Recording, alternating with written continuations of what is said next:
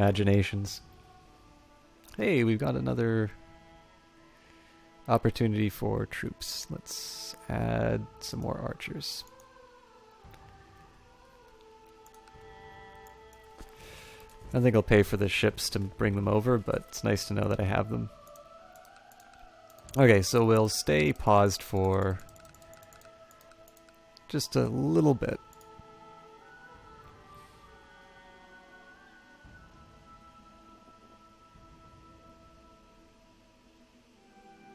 So there's a Starus, which we wanted to have.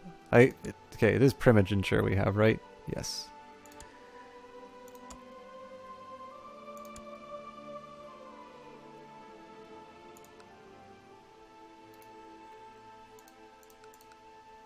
Oh, right, and we wanted to make sure that Galatia had the laws that we wanted to.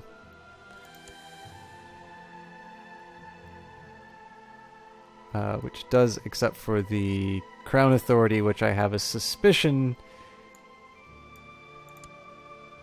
Yeah, negative 100 is not going to be happening.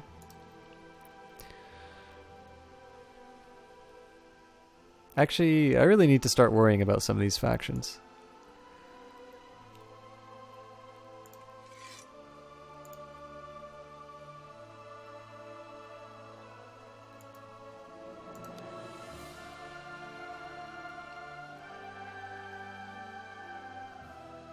Let's hold a summer fair.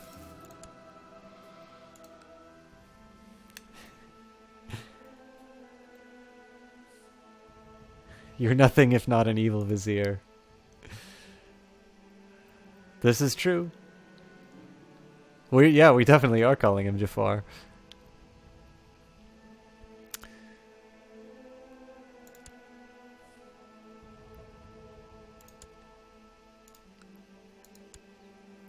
So Primogenture obviously disbanded as soon as that law came in.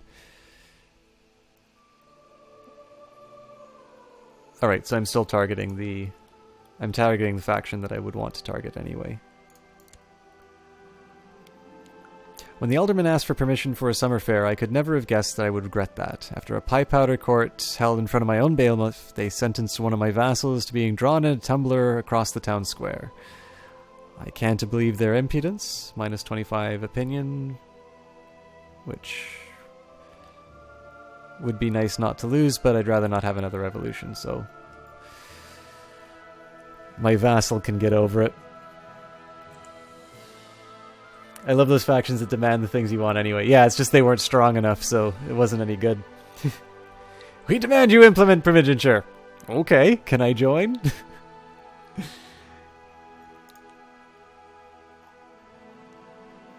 The jester who performed during the summer fair ran around in his silly hat with bells. Before I knew it, he hit me with a bauble. Everyone laughed at him and his jokes, rather his insults. It was rather funny. Gain 5 prestige. My liege, may your humours rot in your living body. I have discovered a plot where Duke Safewood of Connaught seeks to fabricate a claim on the Kingdom of Ireland. He can try. Peddlers are loading their wares and the merchants are taking down their stalls. The jugglers, strolling players, and other entertainers are preparing to leave. The summer fair is over for this year. Has the Teutonic Order done its war yet? Nope.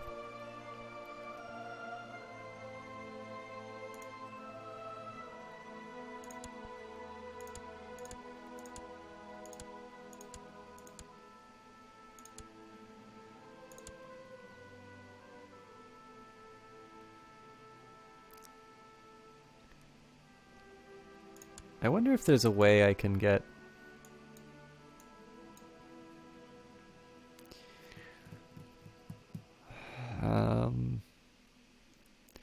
Okay, so Hairbreadth, Connaught, Gwynedd, Galloway.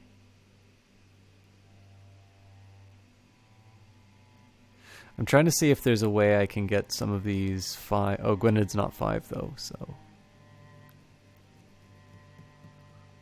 Okay, so I need to look for Haethbert, Swayfred, who I know is not gonna... Oh, hang on! Sinthswith of York.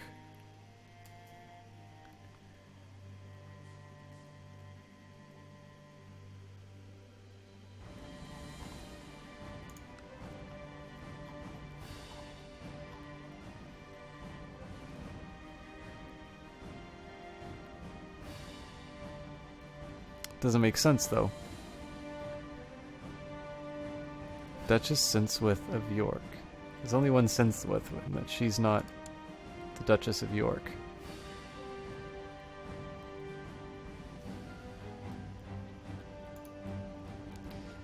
Well, let's send the gift anyway. 93? Let's not send the gift.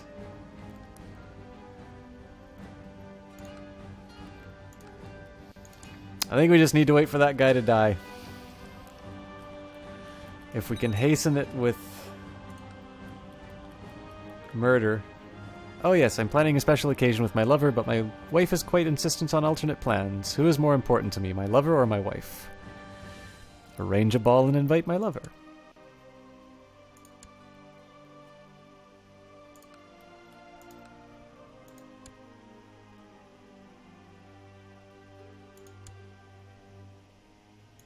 Oh, here we go. This is the one I need to be bribing. Oh, it is the same person. Alright.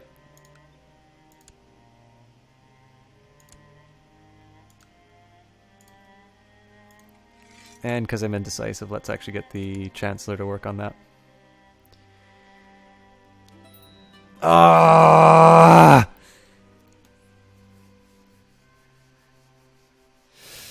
Well, we do have an achievement unlocked. Divine Blood. So we actually got 2 out of that playthrough. Let me just close this up and I will show you... Oh, okay. So Divine Blood you get if you have a score of 100,000 or more, which was one thing I wanted to get on this playthrough. And then the other one that I got was Celebrity, which is amass more than 15,000 in prestige. So this is actually going to be a time that I take a break. But what we'll do is I'm actually going to just go over the achievements that we've unlocked on not entirely this playthrough. I'll point out the ones that I didn't earn on this playthrough. But most of these achievements are unlocked because this is really my first full playthrough of an Iron Man game. So marriage game I got the first time I tested Iron Man, and a pope of my own, and all 3 popes were gained when I did an Irish game. Until Death Do Us Part was a different group, or was a different game. But Always Bet on Duke was earned by us. I believe Full House got on this playthrough. Definitely got Crusader. United the Kingdoms was this playthrough, as was It's Good to Be King and Better to Be Emperor. Clearly we did not go on the Hajj to Mecca in this playthrough, so that was a separate game, but we did go on a Christian pilgrimage.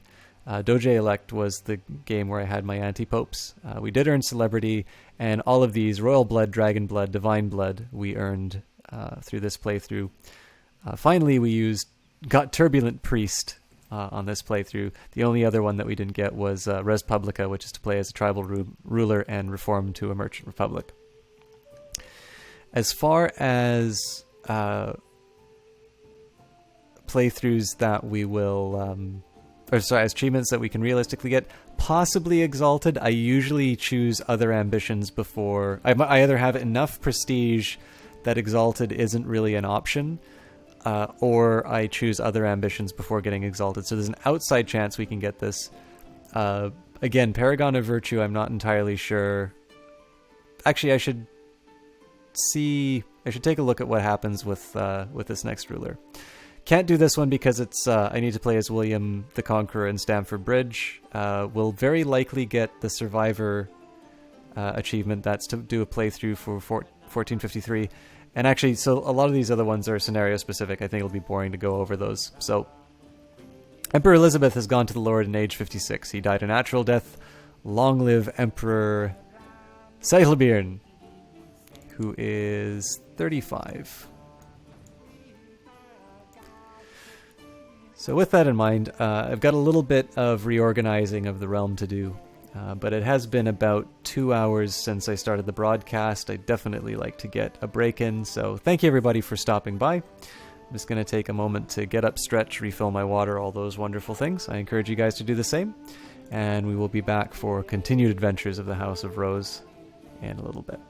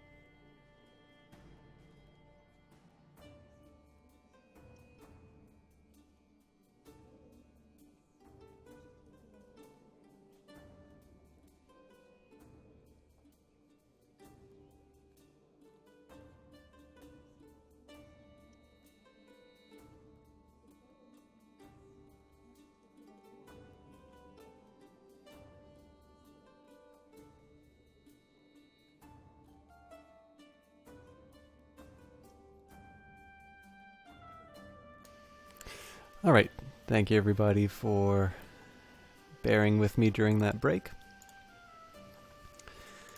So, let's talk about what's going to happen in this next rule. First of all, everybody hates me. This is going to be a problem. Now, I do have the troop strength to deal with any faction, so I'll say so be it.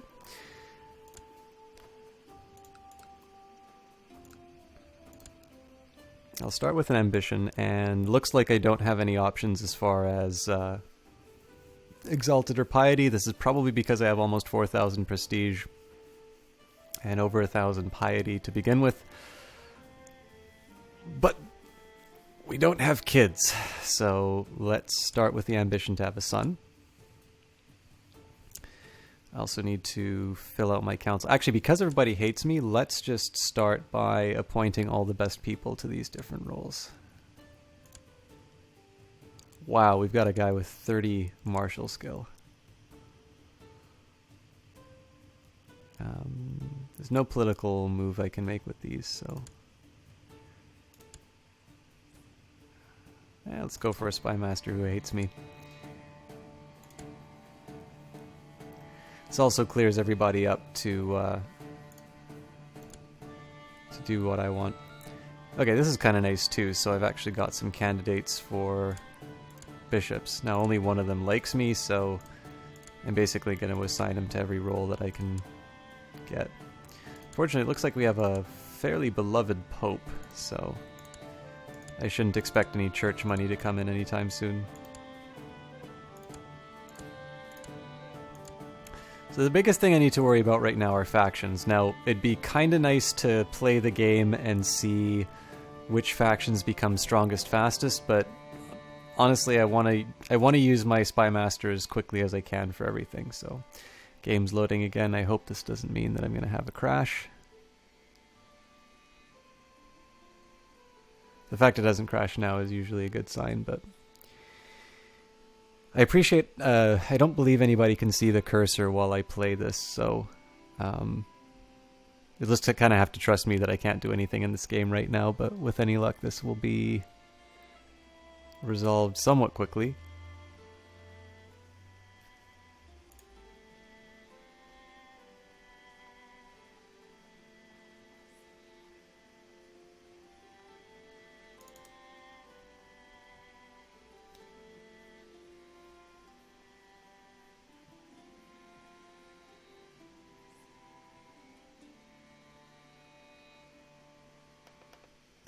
I really don't want to have to force quit this game because I know it's going to screw with my save, but I'm thinking irreconcilable differences at this point.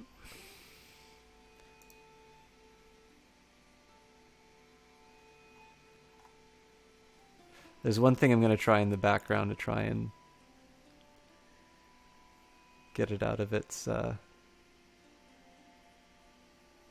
state.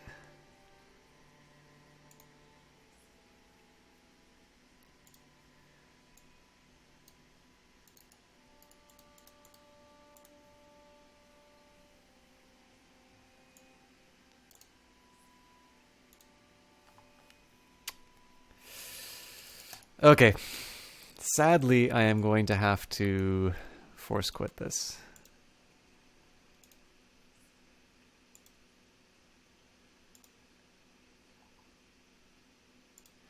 So, I'll just ask your patience one more time. We can load up Crusader Kings pretty quickly.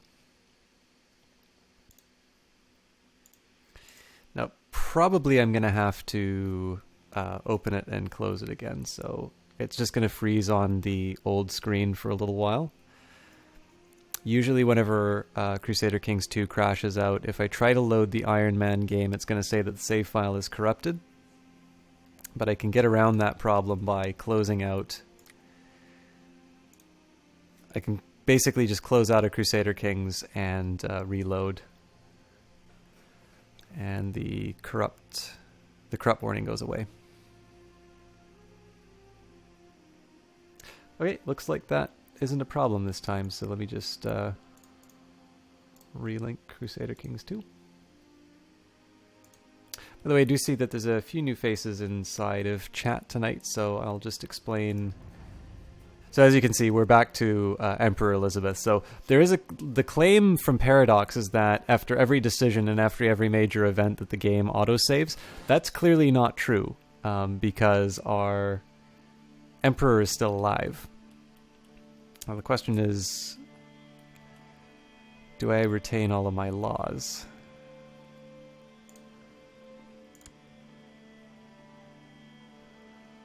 It is primogeniture, okay. So yeah, the one challenge is I don't know quite what we're missing out on.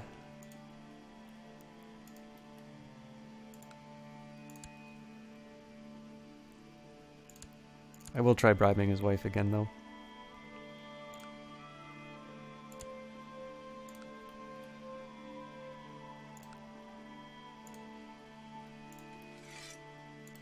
I mean, it could be that I unpause this and he dies immediately again, but let's hope for the best.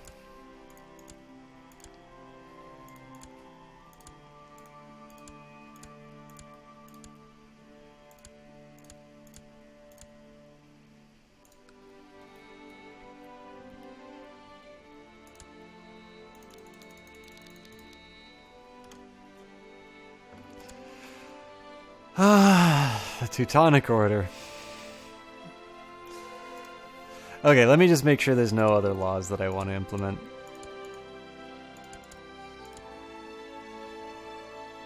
Not really. Why can't I create the Kingdom of Leon? My capital... Yeah, that's not happening.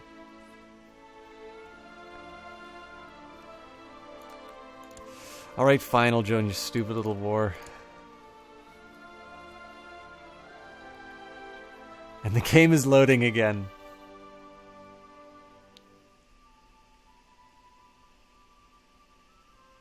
I don't remember there being any patches to this game. I don't quite see why.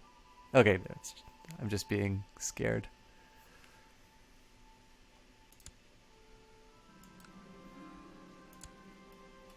Okay, so it's the summer fair that this is happening. Jesus Christ.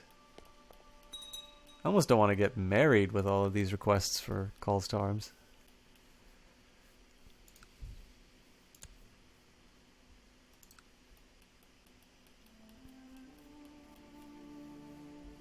So, I mean, one of the catches is that we actually got that Divine Blood achievement after... So I know I was talking to the people who are new here. I was originally going to say where we started. I will get on that. But one of the reasons we got the Divine Blood achievement was because we gained some extra prestige through... we gained some prestige through conquering those revolts, which don't seem like they're going to happen now. So, the Great Holy War for Hungary. The mighty High Priest Buka has decided that it's time to teach King Kask III of Hungary and the believers of the dead crucified God another lesson in humility. All free Tengri men are invited to partake in the scouring of the Kingdom of Hungary. Tongak is with us. What terrible news. And he's only got 7,000 troops. So, have fun, Hungary.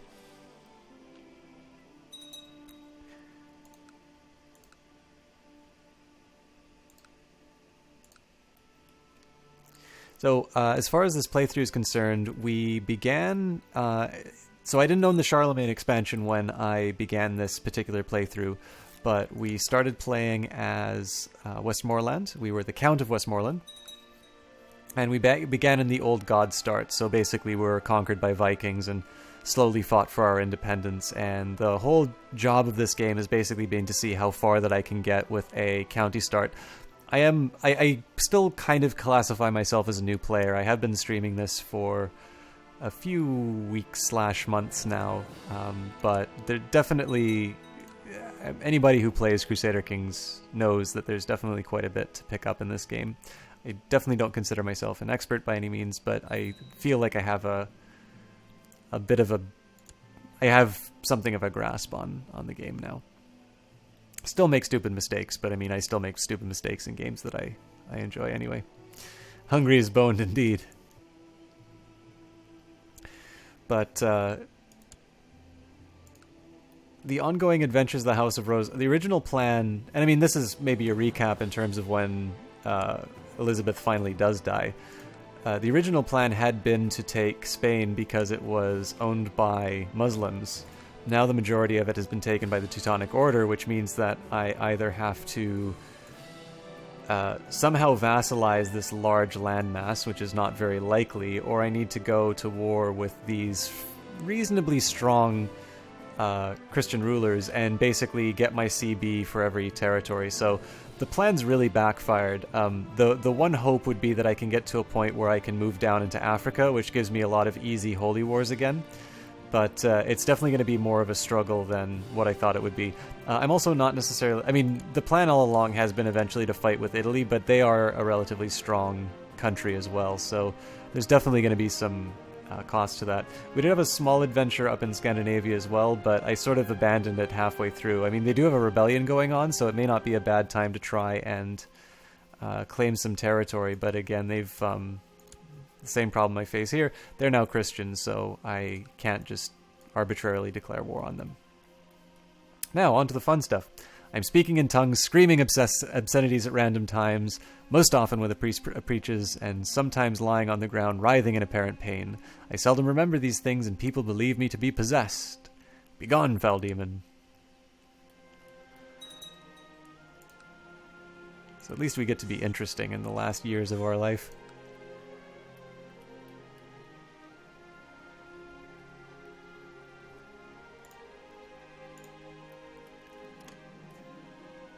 Right, Teutonic Order has finished it.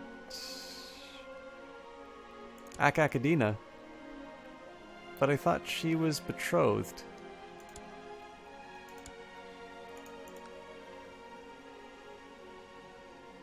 Yeah, why not?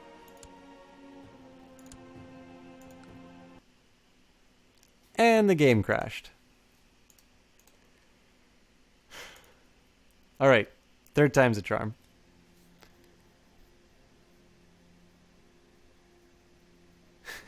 Maybe my demon will bless me with unnaturally long life, or...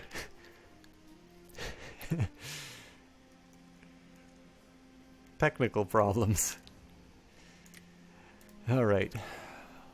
See whether or not my save file got corrupted.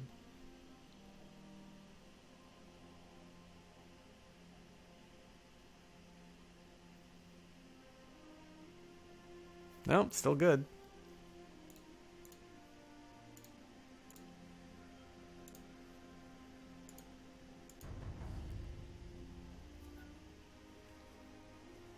So let's see if I'm still demon possessed. See if there's still a holy war for Hungary going on. No to possession. Looks like there's a huge war going on for Hungary. Oh, but it's with the Teutonic Order. Okay, well, screw them. Okay, there's Rus. Oh no, that's not Rus. Okay, Golden Horde. Yep. They want Hungary's blood. I'm really not sure what to do about Spain, to be honest. I mean, there's an easy fight here, which is to take Castellon, but I mean, it's like if there's a rebellion there, this becomes a liability if I don't properly protect it. So I really don't want to. I don't want to go to war just for that sake. I mean, the reasoning that tells me to take that territory is the same reasoning that says to also declare war in Africa.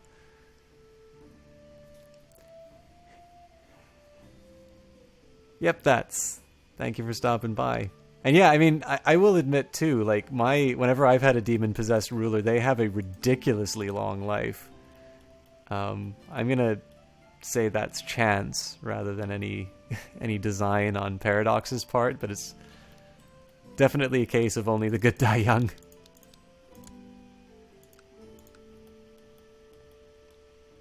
One thing I do hate about being in this position, though, is I'm not quite sure... Oh, God, you know what? I'm probably gonna have to... Oh, no, looks like... I guess I can't bribe her again, can I? Nope. There really isn't anything I can give her.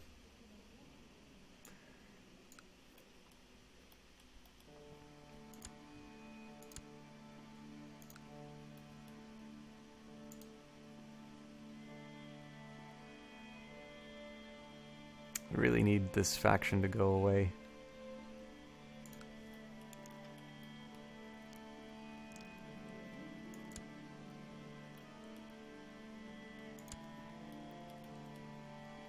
But yeah, so the one thing I don't like about kind of a holding pattern like this is it'd be wonderful to try and go to war with the Teutonic Order. They do... Well, I mean, now they're at 13,000 troops, so this might actually be... Oh, they're also not at war, so let's... vassalization doesn't seem very likely, but let's... Okay, so negative for power, not de jure liege, foreign culture. Yeah, so there's no way they're ever going to be vassalized. Okay, fair enough. Then it's basically just building up CBs and slowly taking it territory by territory.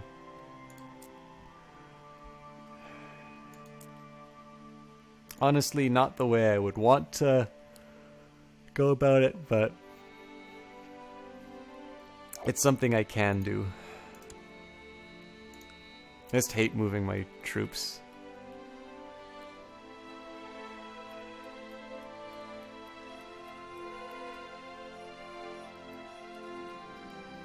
You've been studying the art of mounted combat under the tutelage of a skilled local horseman. The bruises you incurred from falling off your horse will heal in time, and they are a small price to pay for your increased horsemanship. Giddy up!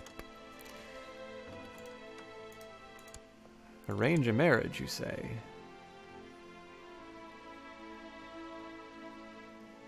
Oh yeah, I didn't betroth Akakadina. Oh, I see. He did the marriage so I could... Ugh.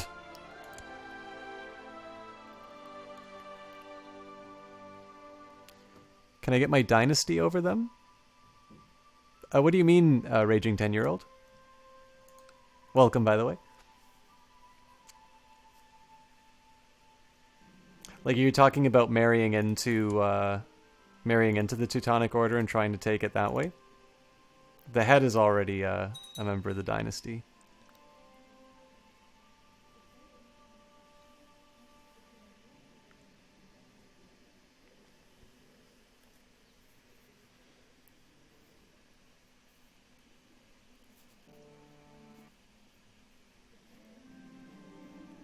Marshal Duke Cedric II told me about the ideas. I couldn't really understand what he was talking about, but he was adamant in his belief that it would improve the military. For 25 gold, I'll take it. Still can't actually upgrade anything with it, but I'll pay the money nonetheless. I actually do have enough money to start upgrading universities, but I want to sit on a little bit of a war chest just in case I need to hire mercenaries. I tend not to let female thieves and bandits get away... I tend to let female thieves and bandits get away with lighter sentences than men. I might condemn a woman to a few months in prison while a man gets one of his hands chopped off. It's how it should be. Synthem seems upset with my arbitrary nature. Well, he's in prison. He should know.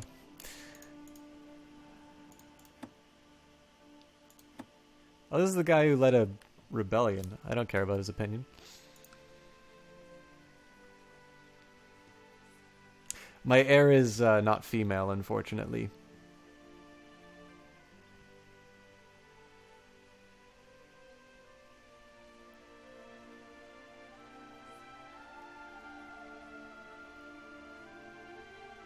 Yeah, that's fair. I mean, the one drawback is that my... I haven't actually had a... I don't believe there's been a female head of the Empire. We can check that.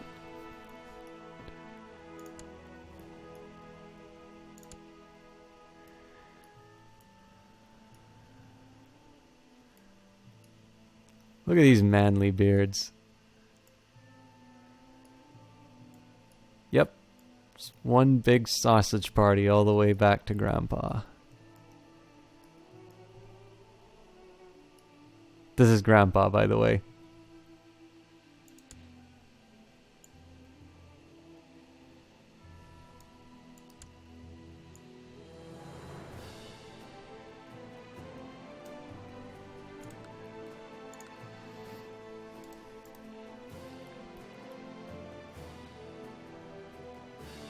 before even getting reports from a lowborn.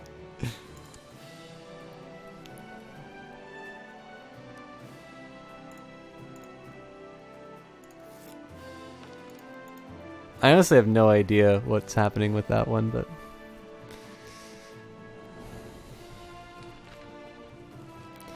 Successful Great Holy War for Tukak has granted Kagan Kuntala of the Golden Horde victory in the Great Holy War for Hungary against King Kask of Hungary. High Priest Buka has called for a month of celebration across the whole pagan world. Cursed infidels. Let's see what the map looks like. Ooh! Looks like another rival. Man, the world's gonna end with either the Golden Horde owning everything. They're really weak right now. No, they're not. Either with the Golden Horde or the Abbasids ruling the world. I wonder if there's any way to get these two jackasses fighting each other.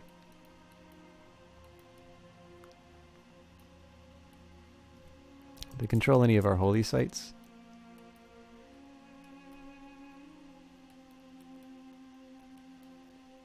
Nope.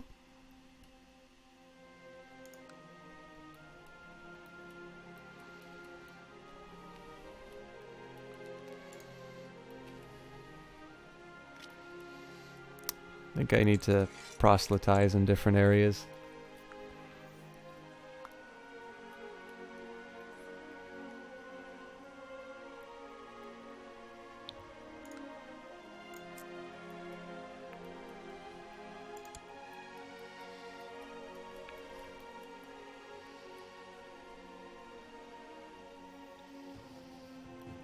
Yeah, the Abbasids would basically wreck anybody they declare war on.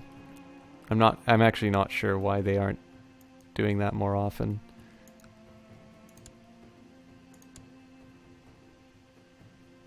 Maybe because they're all warred out. I mean, honestly, I'd rather not the Abbasids win a war against the Golden Horde, because that's just even more territory that's in their possession, which I would need to fight them for eventually. So it'd be nice if there was just a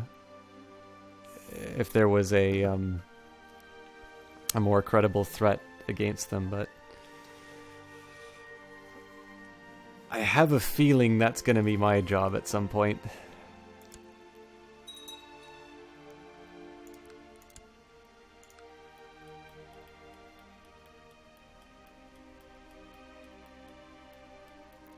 And sorry, 10-year-old, I didn't mean to ignore what you said before. I mean, I definitely hear you on each of those suggestions.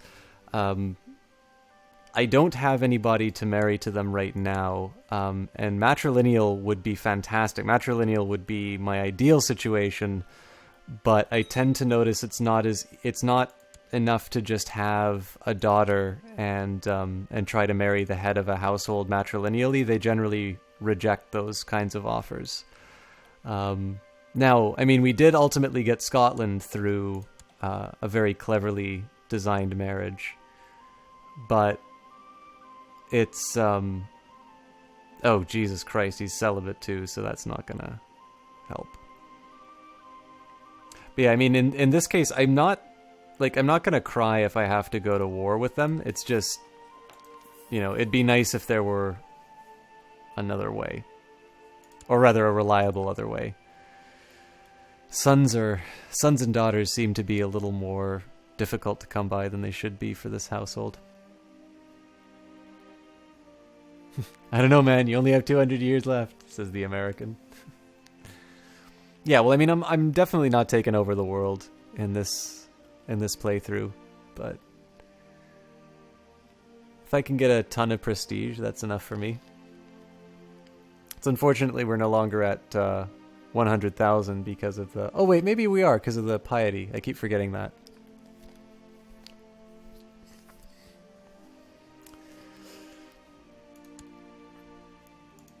The Divine Blood achievement was the one that I was actually really looking for. Wow, that's a lot of money. I guess I can afford to build a university now.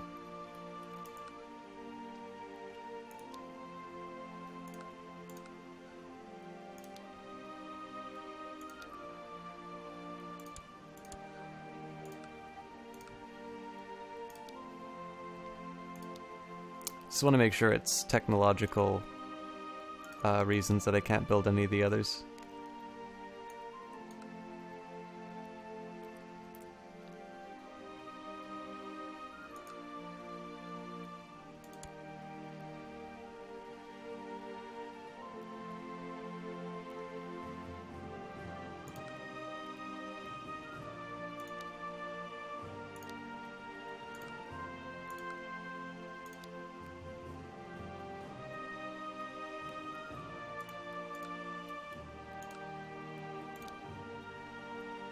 Okay, so there's one... I guess one more place I can build a university. The rest I'm just waiting for tech.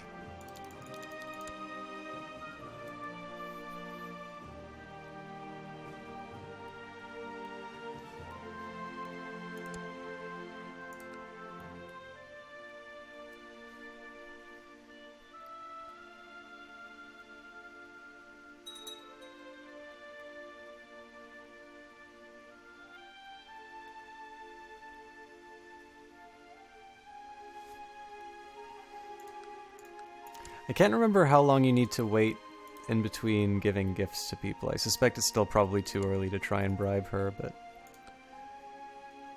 And it's 127.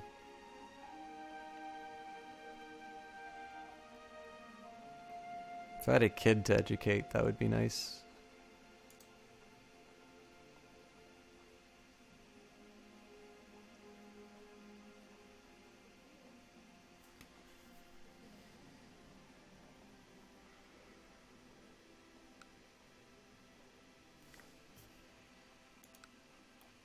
Yeah, I think this is just a waiting game as far as trying to get her to approve the law. He's warming up to me, at least. But I would be much happier just to see him die. Actually, the plot's doing better than I thought it would, so...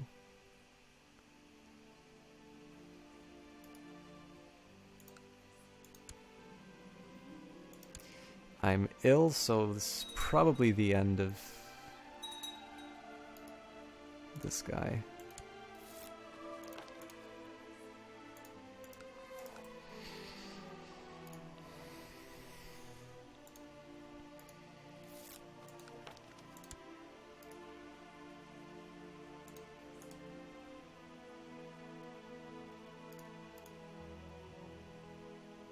I think I'm actually going to let a few of these stay, just because I have a feeling if I die soon, it'll be helpful to have some people who want to kill potential rivals. The catch is that if these are people who I don't want to die, if these are people who I don't want to have killed, the other party might hate me enough that they don't retract it. So it's a little bit of a risk, but decision was made for me anyway, so be it. Let's start with... Don't really want to do tolerance. It's nobles who I really want on my side, so we'll do noble customs. I don't particularly like shipbuilding, but it's the only option that I have there. And the economy advances are actually the most interesting to me.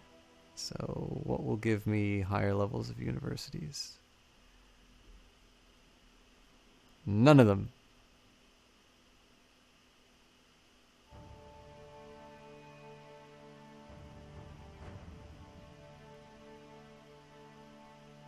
Could do the construction, but I don't actually have a really massive building program. So let's do castle infrastructure to start off with. Elizabeth has died again. Long live the king. Alright, and I need to do some shuffling as far as titles are concerned. But that won't be as difficult. Oh right, we need to appoint new everythings.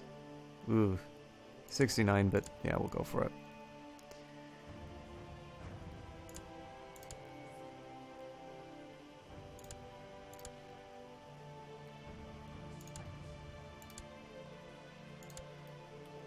Okay, so let's start by proselytizing again. Definitely need to worry about factions now, so we'll focus on... Actually, she's leading too as well, so this is not bad.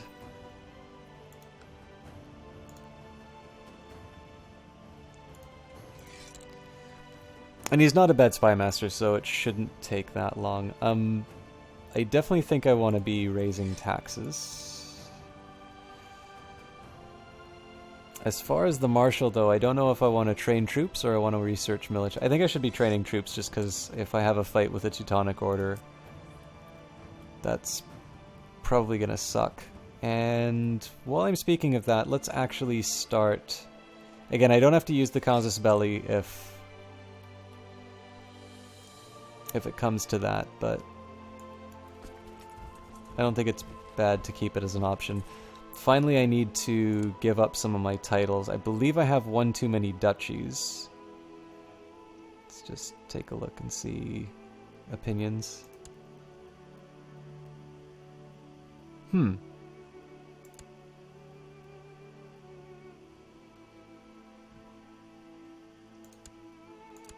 That's actually kind of odd that that worked out so well.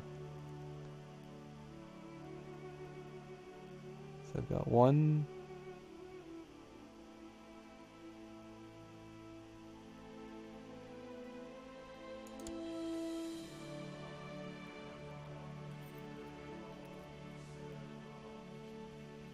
Lancaster, Northumbria,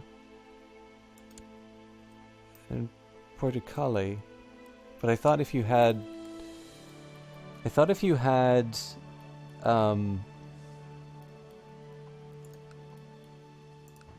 more than 2 duchies, people got angry with you.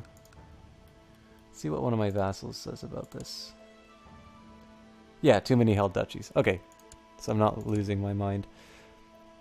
Oh god, he went for stewardship rather than kids. Okay.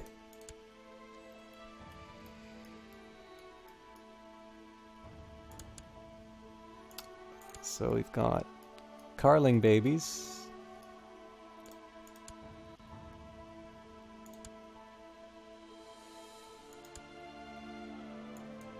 What is he the count of? Oh, that place. The one that's screwing up all my geography.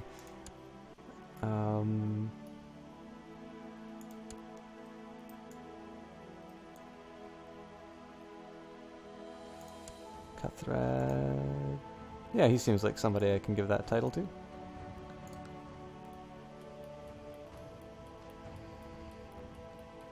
And I can't remember what it was called.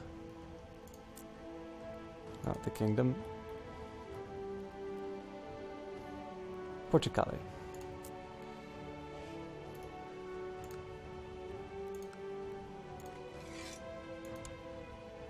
Still one too many titles, but I don't really want to give up.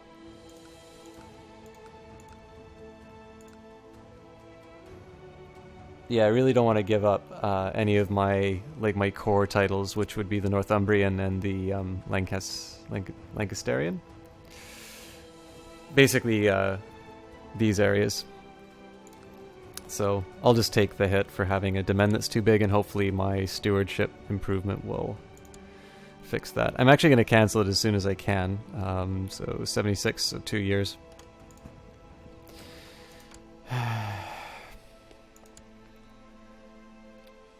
Why not? Let's go for the highest authority that we can get. It's unlikely to go anywhere just because of the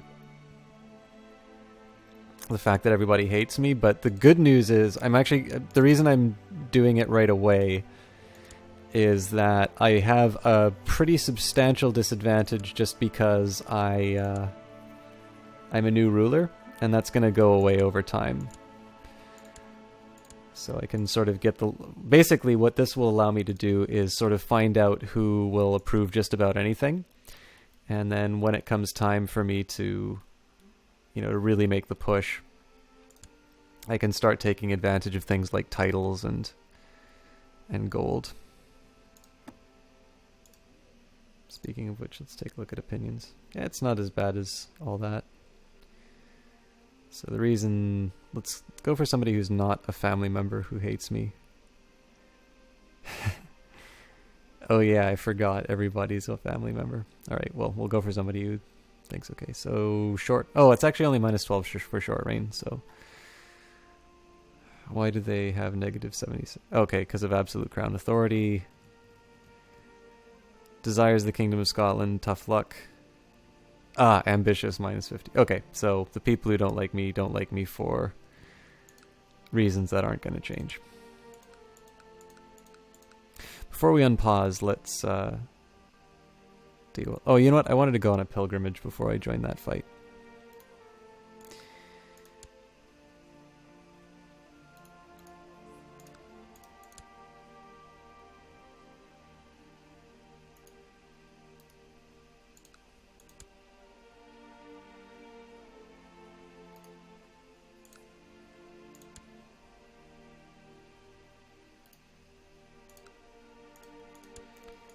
Is there anything I can do about prisoners? Not really. I don't really want to revoke any of these titles, so I'm not going to do anything about that. We might consider some assassinations to get my absolute crown authority in, but I'll save that as an option rather than acting on it.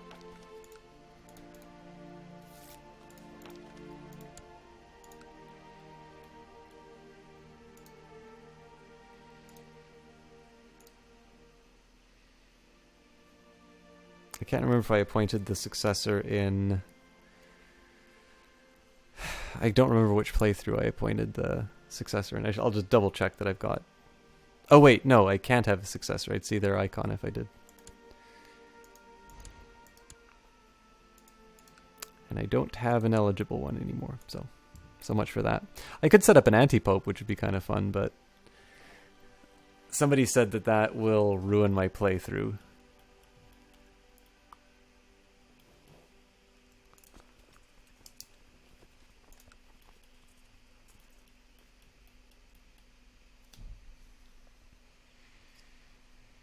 So I'm going to wait for this war to finish, and then the first thing I'll actually do is go on a pilgrimage just to get that cheap piety.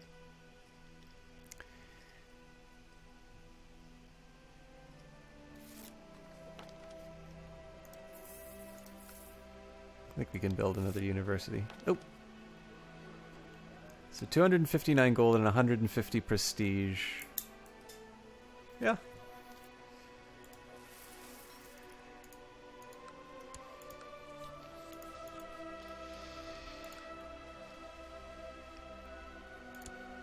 See what we're up against. Ah, they've got strength of 34 now.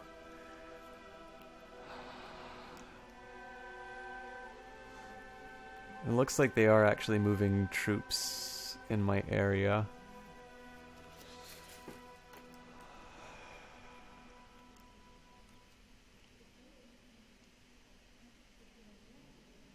So I gotta think a little bit about this. I mean, I think... I still think it's worth taking, but I think what I'm going to do is... I'm going to do something a little different this time. I'm actually going to get my retinue out of there on the odd chance that they get their act together.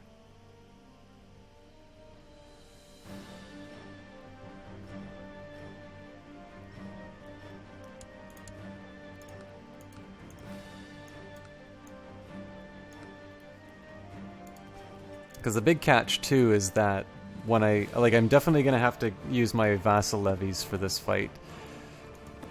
And, oh wow, it's 49. I still think it's worth it. But yeah, so the trick here is that with the...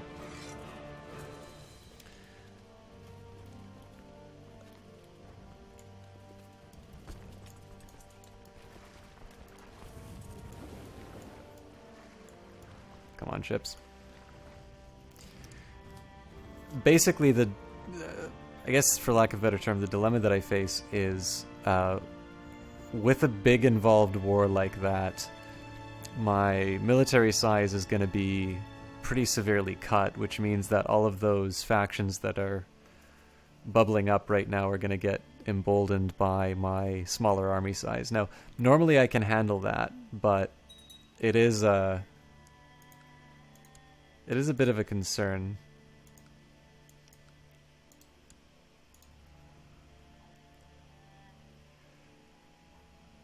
Looks like Essex isn't the one to worry about anymore, so let's take care of York.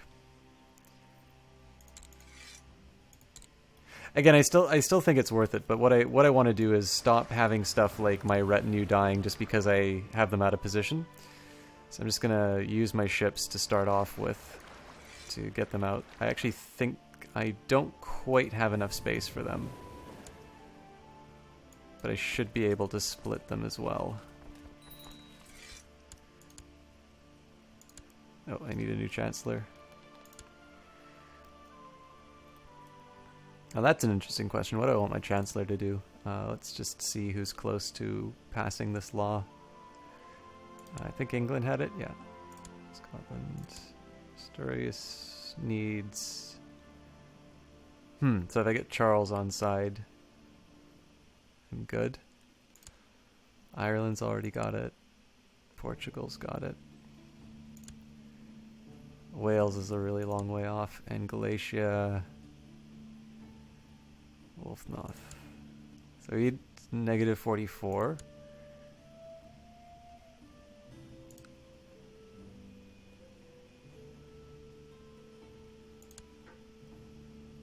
And negative 4. So this is the... I mean, neither of these are going to be easy, but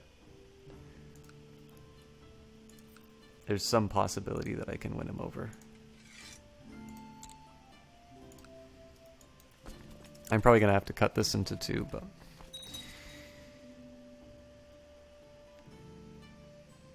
You try to play this game once and ended up killing 8 wives and losing your kingdom. You killed 2 on Christmas. Yeah, I'd say that's something to be proud of for sure. My favorite still remains the bastard that I legitimized... Or sorry, the bastard that I had... Oh, come on.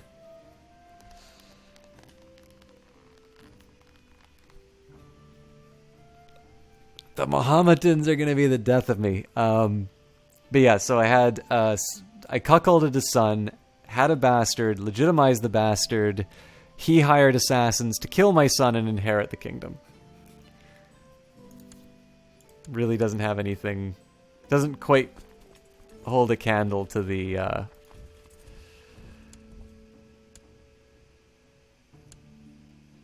to the 8 wives murder story. Welcome, by the way. Yep, thanks for stopping by. Yeah, so now I'm really obligated to that strategy where I think I will actually declare war on the Teutonic Order, but what I'll do is I'll just take care of both the rebellion and the war at the same time. So that's basically going to be all hands on deck. My vassals are going to hate me, but it's not exactly all that different from where they are right now. I kind of need to be quick about it though, because that castle's not going to hold out forever.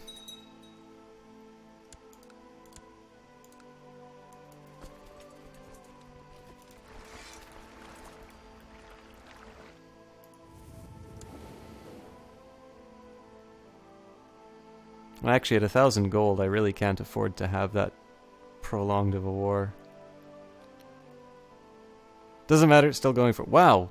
I'm spending a lot on just these ships.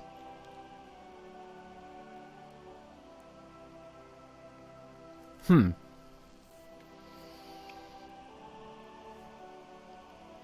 often do I stream? I've actually had to cut back on my hours a little bit just as I finish school. I refuse to believe that's not in a friendly... Okay, it hasn't arrived yet. So what I normally do is I've changed my schedule for the next couple of weeks to Mondays and Fridays only. This Monday will be an exception because I'm going to be going to a Twitch meetup at a local bar. So I might try to do an earlier stream. But basically, Friday nights are going to be my dedicated Crusader Kings 2 nights. And then the Monday stream will be usually something different. If I feel like Crusader Kings, I'll obviously do that. But we've been playing a lot of Shadowrun Dragonfall recently. Once I finish my final exams, I'll be back to a slightly more consistent streaming schedule. And that'll involve, obviously, more Crusader Kings 2, but also...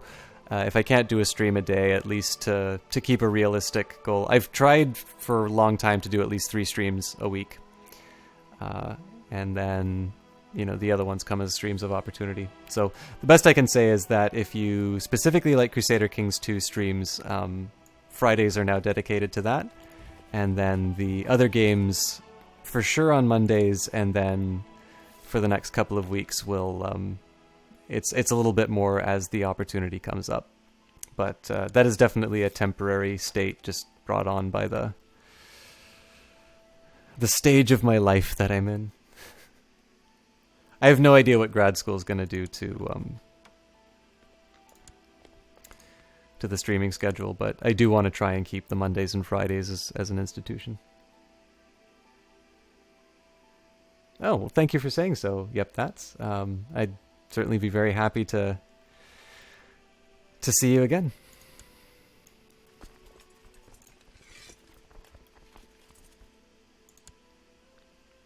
One thing I'm not sure about what to do with this playthrough, I don't actually have the converter for Europa Universalis yet, but it'd be kind of neat to take this playthrough into EU4, especially because I'm so bad at it, so I think it'd be a really great way to learn the game. And I've grown attached to the House of Rose, so we can see how they're how they fare in the modern world. Let's see.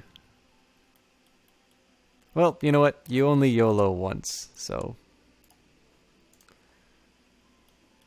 let's declare. Oh my God! So. Turns out I didn't need a CB for that, but we're taking it anyway. So the trick here is basically we'll raise everything in the army levies first, both personal and vassal. That was actually really stupid because I didn't want them to be fighting the Muslims, but too late now.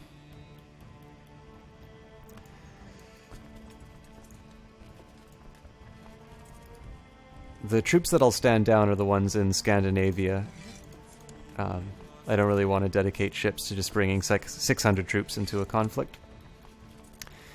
And I don't believe this area... Yeah, Burgonde, for whatever reason, doesn't actually raise any levies. So the idea here is I will bring the fleets in, but I want to raise the fleets at the last moment just because I really need to make my money... I need to make the money last.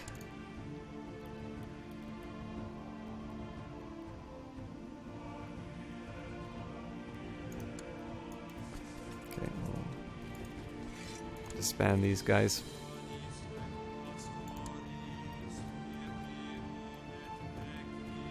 Definitely looks like that's going to be territory that we lose to the revolt.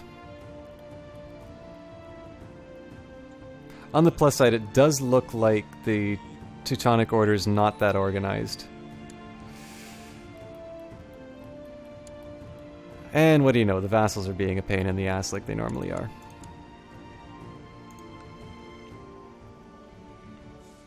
So I'll admit, these are not as many troops as I was expecting, but that's probably just because I'm bad at math and these guys should round out the numbers.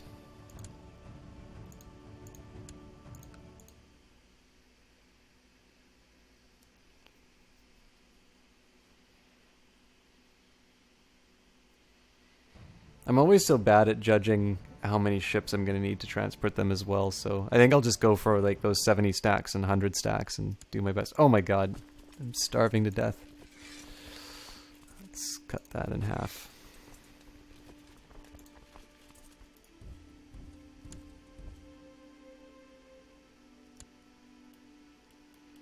So So I guess I can afford to... maybe I can't afford to bring them into the fight. Let's try it. I would never want to belong to any... Yep, that's. Thank you for the follow. It's the best way. I should have said that before. Obviously, the best way to know when there's more Crusader Kings 2 is to hit that button. So thank you for doing so, and definitely looking forward to seeing you in the stream again.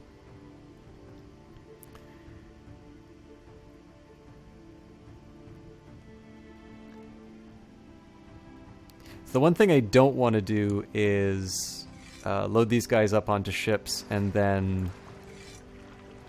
Like, I definitely need to have everybody on board before I... Sorry. I need to make sure that I have my full strength in both ships before I send them off.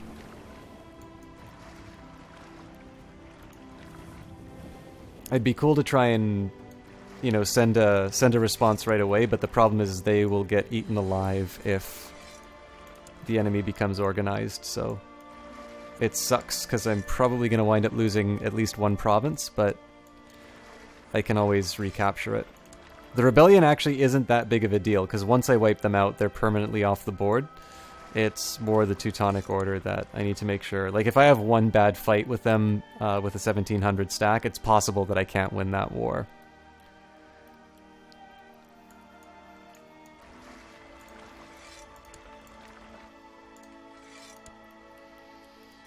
So hopefully that should take care of it.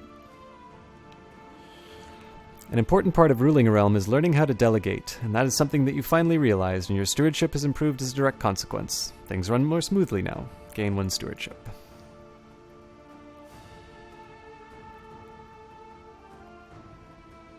Oh, please tell me I didn't misjudge. No, that should be good. Okay, so I've got my 2 super fleets ready to go. I actually took too many ships, but I'm not going to worry too much about that.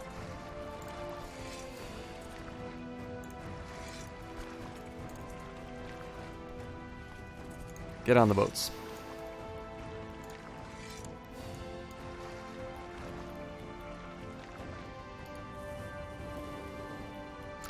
So, I am just going to go crashing straight into the rebels. Oh, actually, I'm not. I'm going to stack them up.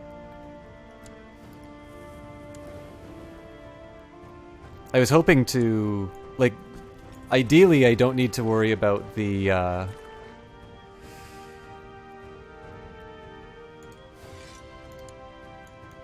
penalty for disembarking, right? They're at half morale. Now I thought that I wasn't going to get that option, so I was just going to go crashing into them with superior numbers, but this actually gives me a chance to build up, and fortunately the Teutonic Order is giving up on their siege, so this puts me in a really good spot to win with numbers.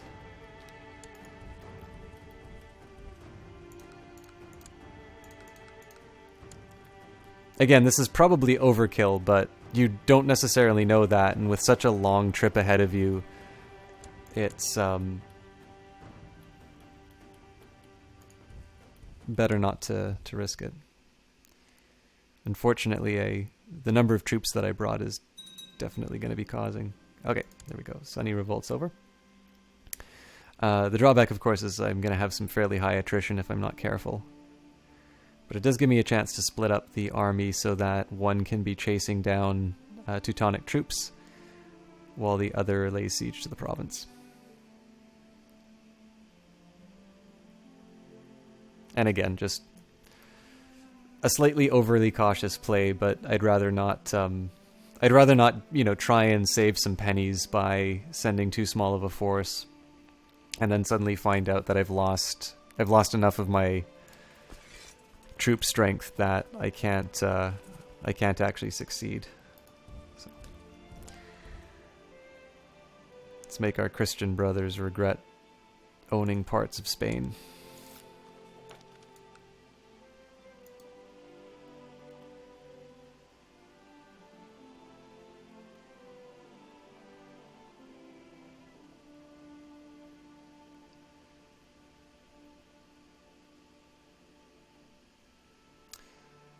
So I normally would actually take them off path, but in this case I'm actually going to go out and around just to try and clean up these smaller groups. I'm fairly certain that they're... Oh, I actually don't know who these guys are, so instead I will actually go for the Teutonic Order troops.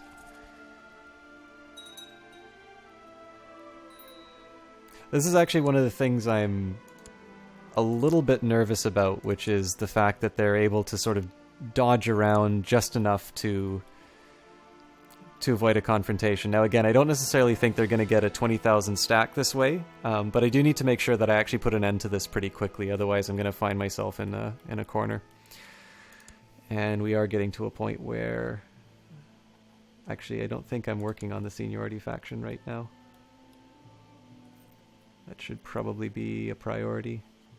Oh, it's because my spy master left. So, not too optimistic with his 16 spying, to be honest, but it's the best that I've got, really. And I mean, if it comes down to it, I just put the people back on the boats and I fight the revolution.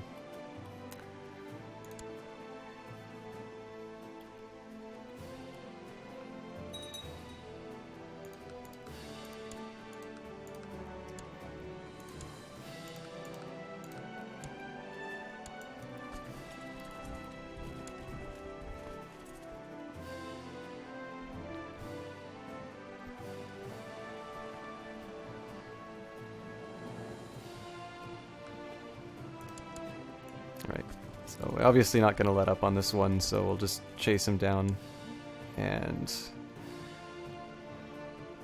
wipe out those numbers.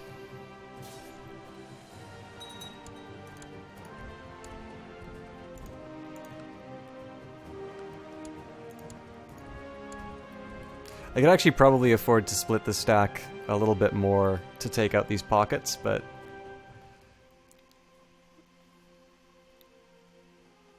I just apparently like large lumbering death machines. Hence my fascination with Besiege.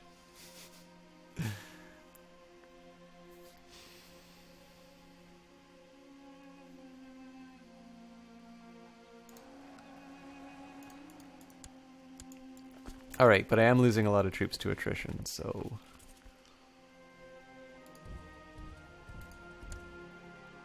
Let's just take a minute to regroup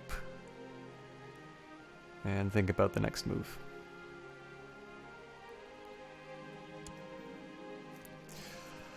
What a surprise.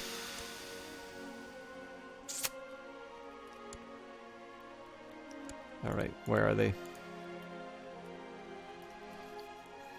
So in this case, I'm going to do something really stupid, but it works, so I won't complain. I'm actually going to disband this army, and that will give me the opportunity to raise the levies again. So, not too interested in these guys. I mean, technically they could go help this siege, but I'm pretty sure 20,000 troops is going to be enough. So I need to be a little careful just because these are small fragments and it is a fairly sizable rebellion. But my main worry actually is that these guys don't get to a point of safety, so I'm just going to keep a close eye on what happens here.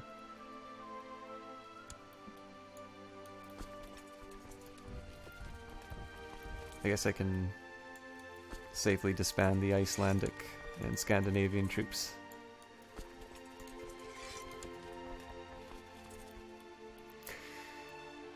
But yeah, basically as long as they...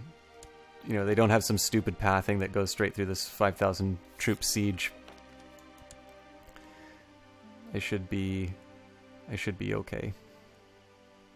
Again, it's less than ideal because if you have these absolutely ridiculous differences in troop strength, obviously you're not going to lose as many troops, but I am currently fighting a somewhat strong enemy, so...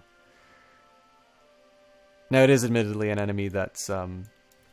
you know, engaged in his own other wars, so I could be overly cautious as far as some of this stuff is concerned, but I've had too many cases where I've needed to spend a ridiculous amount of money on mercenaries from my bad decision making that I'd rather not risk it. I don't feel too well. Something is wrong with me. I am burning up with fever, my nose is running, and my head feels as if someone is banging hard against it. Please kill me at 41.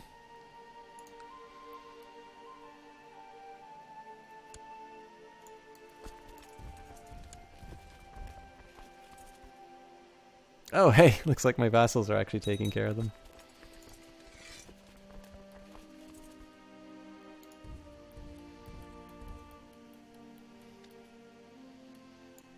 What are these guys still doing here? Oh, they're retinue. Let's move them into the siege. Another drawback of this is obviously having vassal levies up for such a long time means that they're going to be more inclined to join factions, which means I'm going to have to deal with. I'll have to deal with potential rebellions, but again, as long as I'm able to move my troops around somewhat intelligently, even if it does come to the point where there's an actual fight, as long as I'm able to sort of cut the enemy forces up in a reasonably effective manner, that shouldn't be too big of a problem. And they are only at about 81%, so...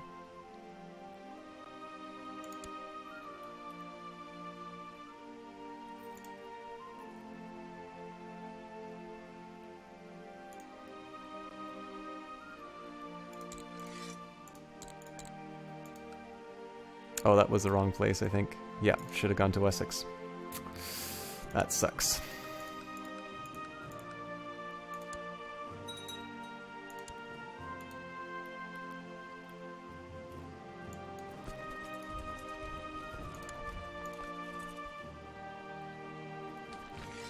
Crusade for Hungary. His Holiness Pope Innocent II is worried about the state of the souls in the Kingdom of Hungary. The heathens under Kagan Kutalala of the Golden Holard have no hope for salvation and will suffer the eternal fires unless they can be brought to Christ in this life. Any Christian so willing is offered complete absolutions of sins in the armed mission against the Tengri barbarians. Deus Vult! Now, I'd love to get involved with that crusade, but I really need to deal with the issues that I have right now.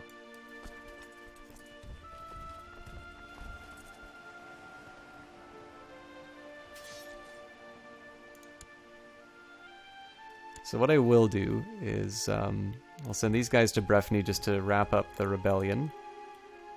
I'm going to finish claiming territory for my good Christian brothers. The Teutonic Order, in an effort to defend Rus against pagan attacks, King Chikaya has granted the Teutonic Order the country of Bransk.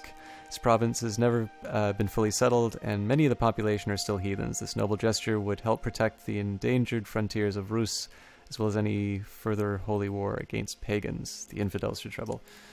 So, yeah, these guys keep getting so much territory. I mean, they can keep Russia. I don't really care that much about that. I just really wish they'd get out of Spain.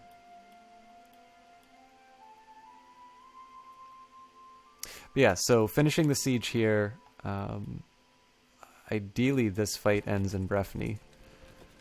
And then what I think I'll do is I'll take any of my sort of Spanish area troops plus my retinue. And I will use that for the crusade, I think. I don't really want to dedicate anything too substantial to the crusade because I do need to make sure that I have a reasonable troop force to deal with any potential rebellions.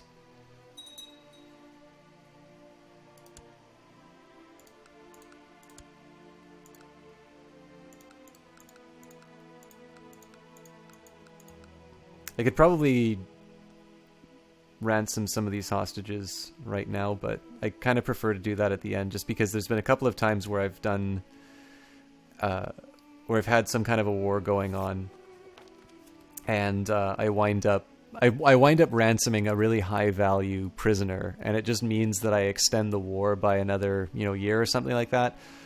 And in the end, like, even if it's something like a Duke or that, where you get like 145 gold in a ransom, like 145 gold is nothing to me right now. So extending the war by a year has a lot of consequences, including things like vassal support, And so in this case, I want to hang on to as many prisoners as I can, and then when the war is over, I'm happy to ransom them. But I definitely want to do everything I can to make that war score go up. I mean, I could have not disbanded one of the sets of troops and started taking other provinces. But again, that comes to the trade-off in terms of like money and vassal support. So I'm okay keeping one stack working on the province that I need for the conflict. As far as the others are concerned, they're a little bit more like targets of opportunity. So, my liege, I wish to write with bad news from Westmoreland. My efforts to squeeze some extra taxes out of the population have met with resistance, and the peasants are arming themselves. I fear we might have a revolt on our hands here soon. Those troublesome peasants, or possibly the stewards I send to collect taxes from them.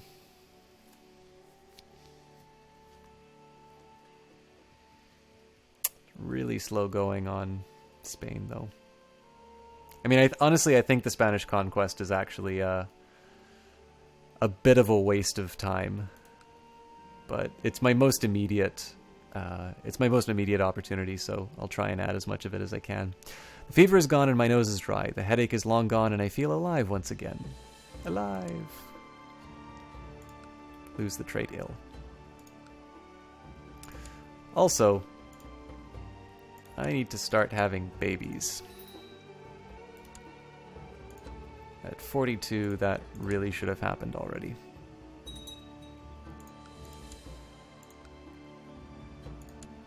He isn't celibate or anything, is he? He's quick. Which is especially surprising what is given his father. Yes, I mean, they're both gluttonous, I think. Oh no, she's attractive. Why are they not doing terrible things to each other in a lonely castle?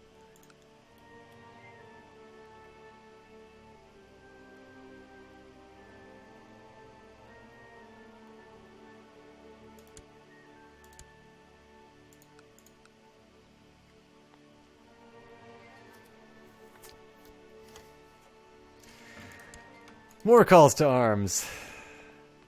Aquitaine just cannot seem to get their act together. Holy for Valencia? Where is Valencia? They own it. Oh. Hispania is causing trouble.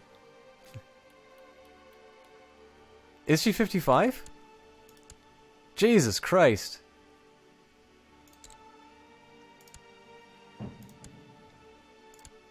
Get that taken care of right away. Thank you for pointing that out, Westopia.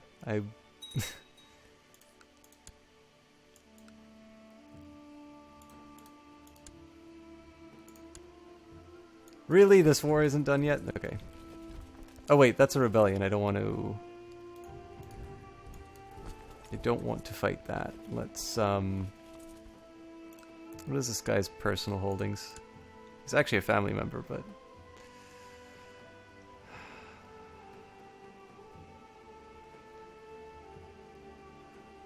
None in the immediate area, so I'll just pick one that's not occupied.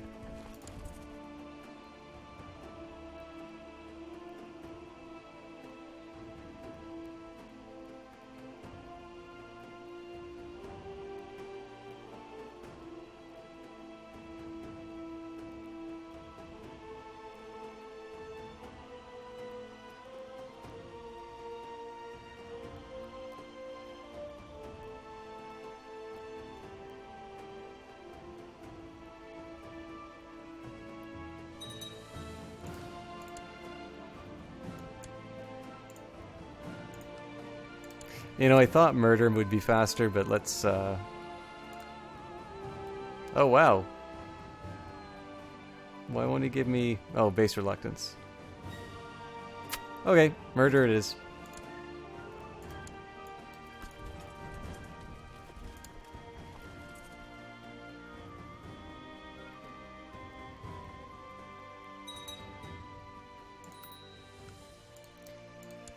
And another spy master. Actually, really losing the talent pool here. But it does finally give me a chance to actually target Wessex, which is where I wanted in the first place.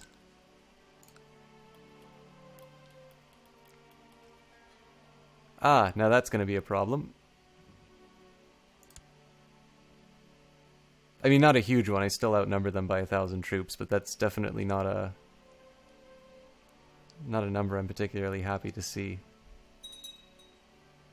What I could do, actually, let's move them out of the way here, and let's... This is a pretty risky move, but let's see if I can get these guys over there in time.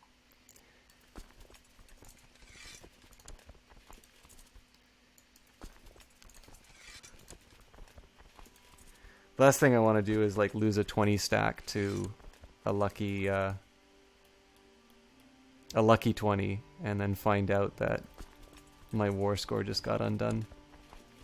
I can't really afford it, so.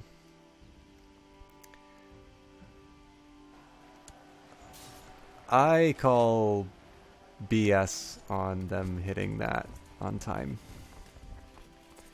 Looks like we're winning anyway, but that's really frustrating that that was done so fast. And we are actually losing morale. This is really bad. So we lost 15,000? Jesus Christ. Okay, threaten the vassal. We are bringing the rest of our troops over now.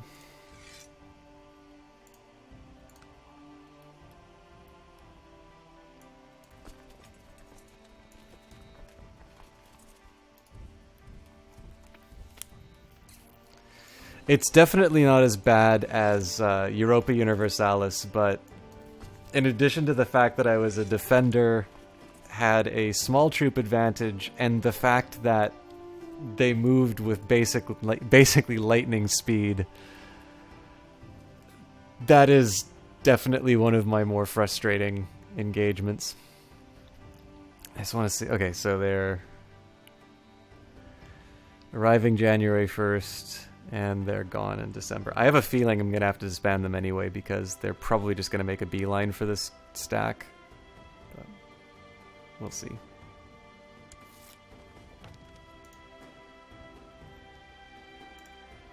At least that faction's dealt with. What's the next one that I want to work on?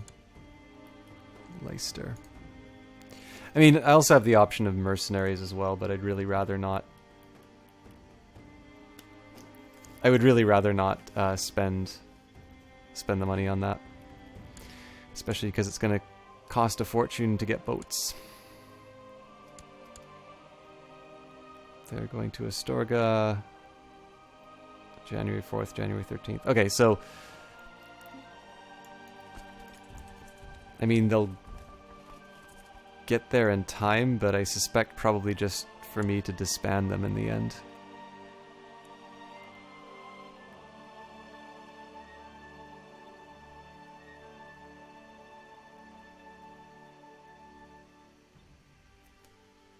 Oh, I'm really annoyed with that fight.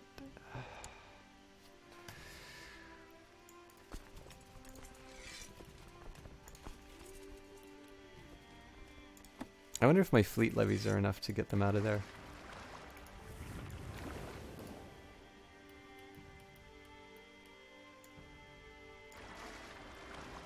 My remaining troop strength is 27k, so...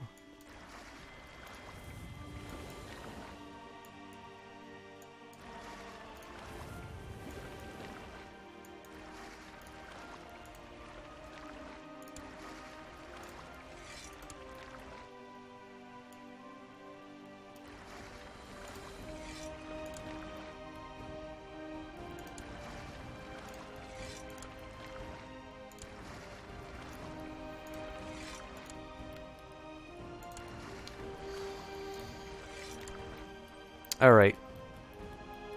I think I'm just gonna leave the fleets up while the armies clear through, but I'll at least get the obvious ones out of the way. And I really need to keep an eye on what's happening in Spain, because if they go to the wrong direction, I'm not going to have troops anymore. They are heading... Yep, I'm okay with that.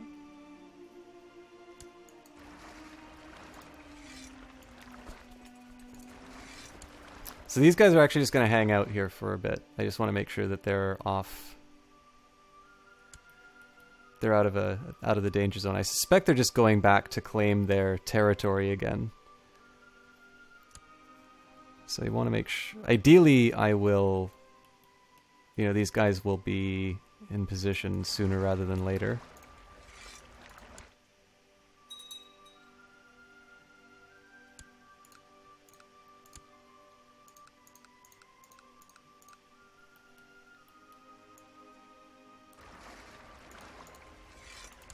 Again, bleeding cash, because boats apparently are more expensive than troops.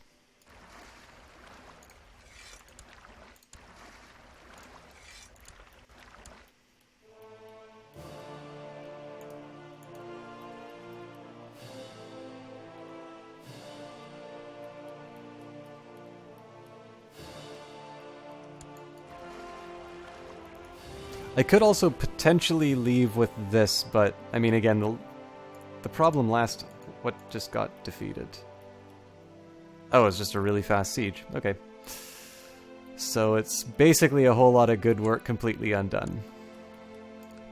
But what's their strength at? So 18,000. So basically, when I take this out, there isn't any more, you know, miracle forces that get together to wipe me out. So I'm okay surrendering a bit of territory here if it means dealing a decisive blow against the Teutonic Order. Again, I wish sieges were that fast for me. That's ridiculous.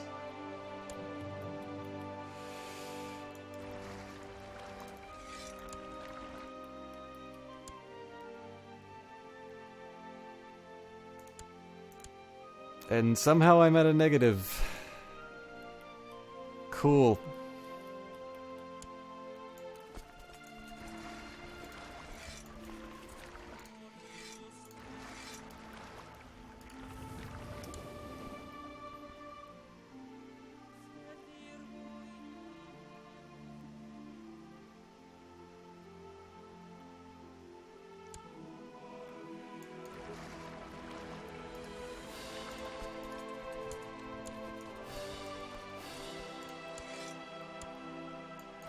$35 has to be enough. This is ridiculous if it isn't.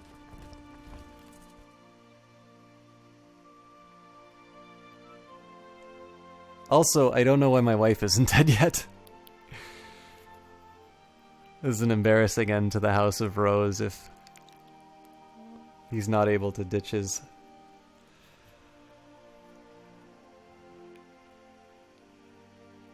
wife.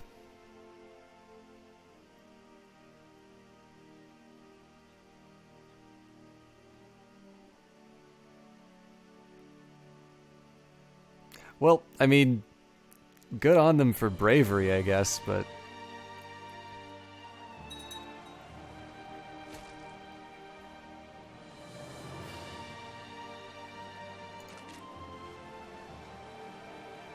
Okay, killed Commander Jacob.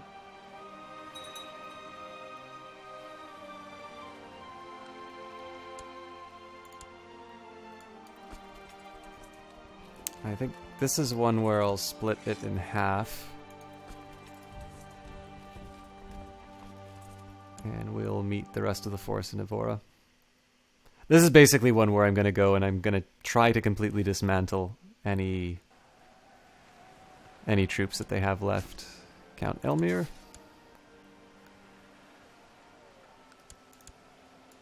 I mean, the good news is that these fights are resulting in pretty substantial gains as far as war score is concerned.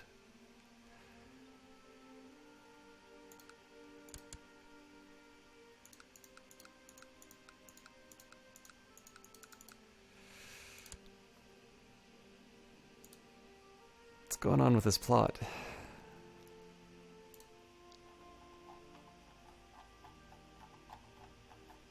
Literally nobody will support it, but it's at 118% power anyway.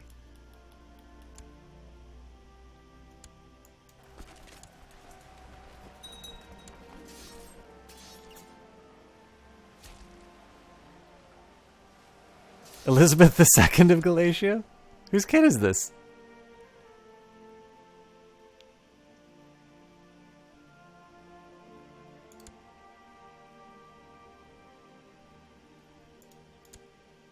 Works for me. Still killing my wife, though.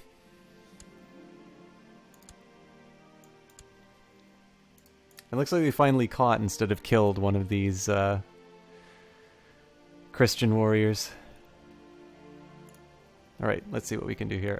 Probably best to... Actually, let's just take the bigger stack.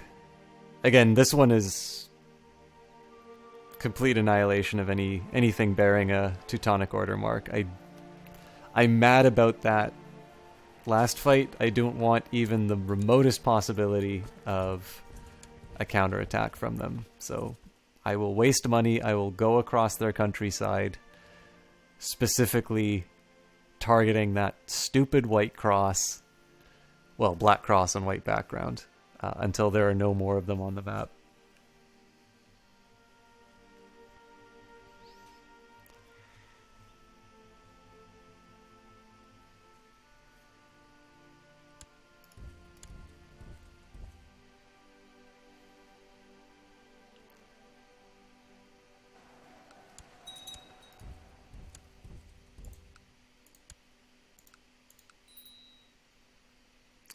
And the dangerous factions where they're at. Alright, who do I need? Ooh, lower crown authority in England. Something I don't want and is in a position to actually demand it, so.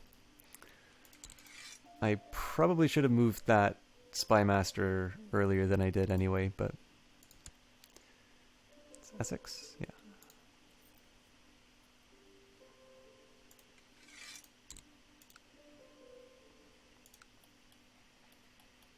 I don't think I need to worry too much about it, but I've said that before with disastrous effects.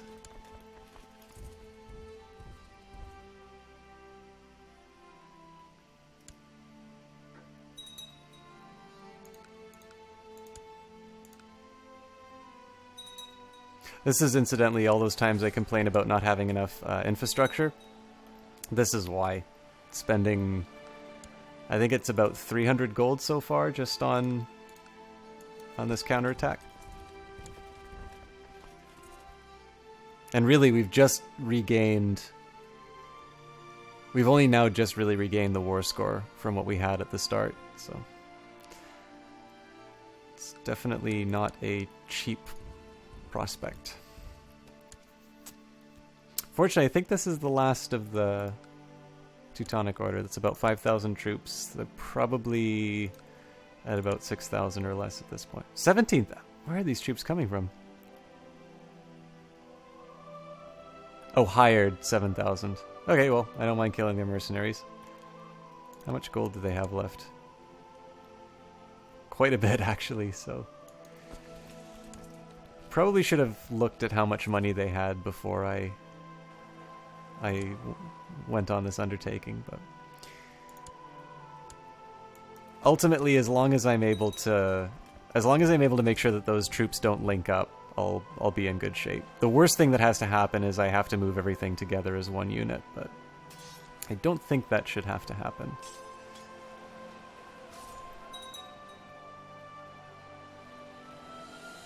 Like, in principle, if I take out this stack, then even with their hired units, their collected force shouldn't be enough to take out my my hunting army, basically. Oh, and we captured what looks like a fairly large number of high-profile prisoners, so we will enforce our demands. We will ditch our armies immediately. I lost a lot of my retinue there. that sucks. Especially because I'd really rather not spend the money on it right now, but let's just get it over with.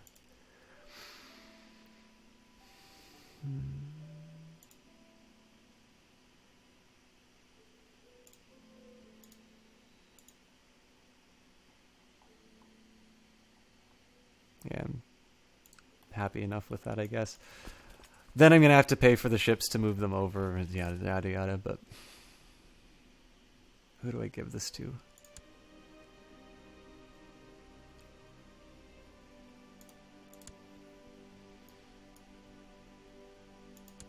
Oh, that's easy. We'll give it to Lisboa.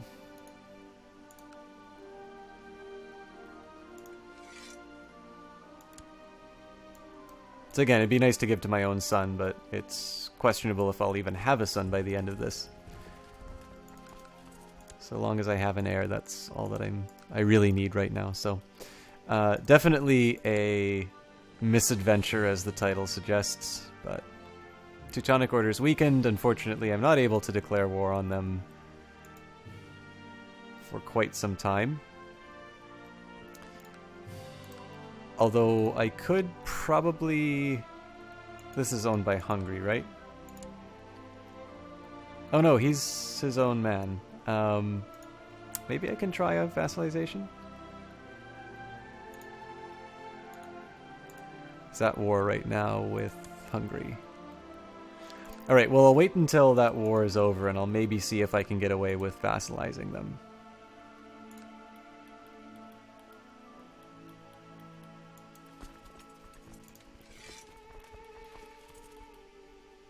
So, I mean, the nice thing about if I am able to vassalize or just otherwise conquer these is that it finally gives me the original reason why I wanted areas in Spain, which is basically the west coast, which is a little bit easier to defend. And the problem is, of course, if I want to sort of implement the original plan, it's going to be just... I mean, that's how much effort it took me to get one county from the Teutonic Order. I'm going to have to do that over and over and over again until I have, you know, enough to declare myself. I think king is probably the best way to go with this. Yeah, I mean, I can try and declare myself king of Andalusia, but even then, that's going to be a lot of fighting just to try and incorporate that into my realm. So, I mean, again, I'm pessimistic about what real gains I can make in terms of Spain, but in the absence of a more attractive option, you know, I think I'll just kind of continue this chaotic campaign.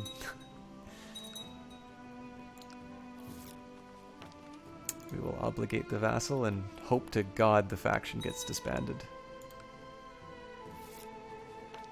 Thank you for reminding me of my duties and obligations as your vassal. You are right, of course. For the foreseeable future, you have my promise not to support factions conspiring against you. Very good, Duke Oswine. I am happy to see that your faction will be disbanding any second now. And apparently it doesn't matter, so I need to go back to Weiss and tell them to stop being dicks. Although 61% is definitely not as big of a worry as 90%, so.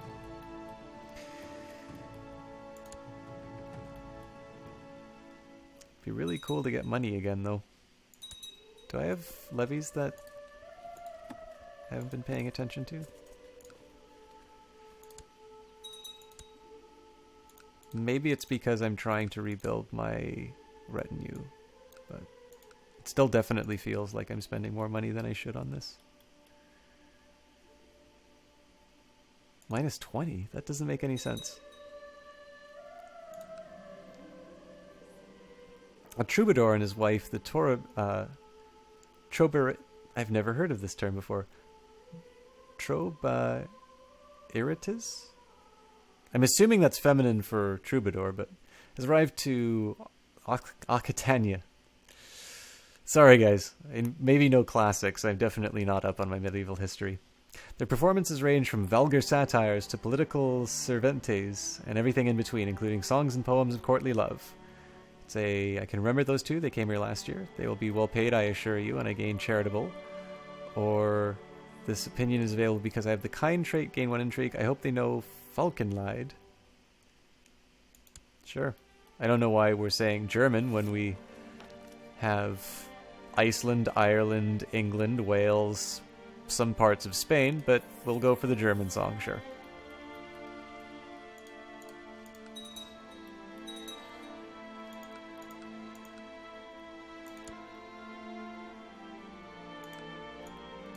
In principle, too, I would join this crusade, but at this point, I need money. I still don't know why we're losing that much, to be honest.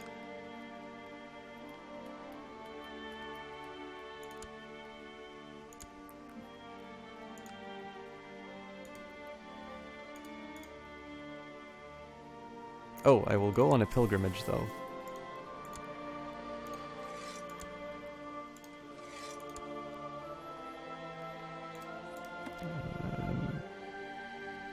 Should probably start dealing with some of these plots as well.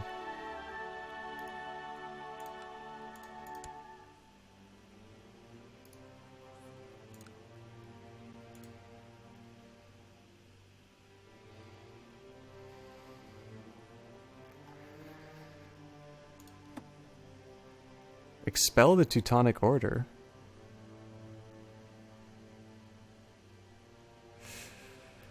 Thousand piety sounds like a lot to lose.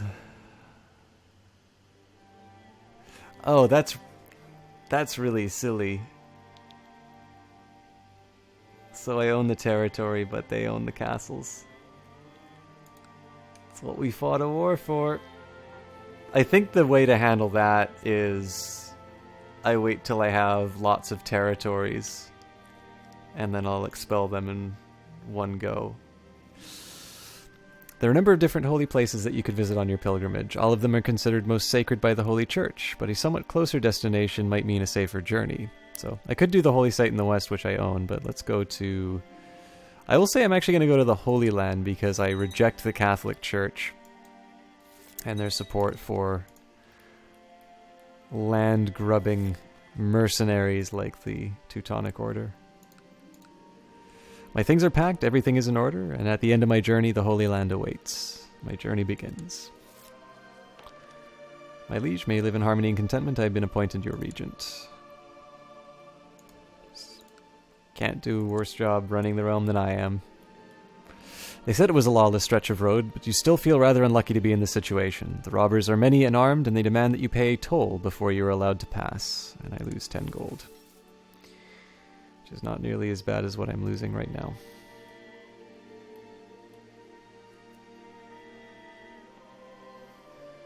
I can understand getting a little bit less revenue because my demand is too big, but I refuse to believe that difference is so large that it gives me a negative balance.